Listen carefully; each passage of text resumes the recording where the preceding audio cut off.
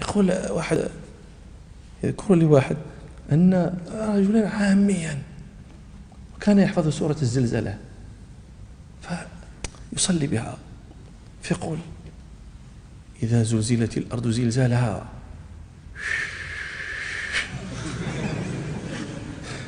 وأخرجت الأرض أثقالها، يتخيل إليه ذلك، وطبعا لا يدري أنه يبطل صلاته لكن إنه يتراءى له زلزلة الأرض وإخراج الأرض الأثقال. والله يعز علي أن أقرأ يا سيدي، أنه في جو جميل وعنده المشاكل يا سيدي.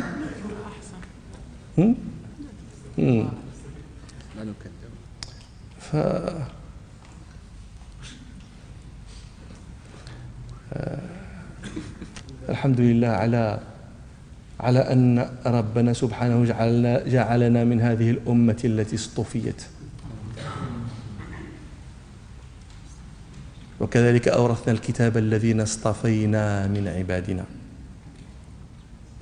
أورثنا الكتاب، جعلناهم وارثين الكتاب، هؤلاء الذين اصطفينا من عبادنا.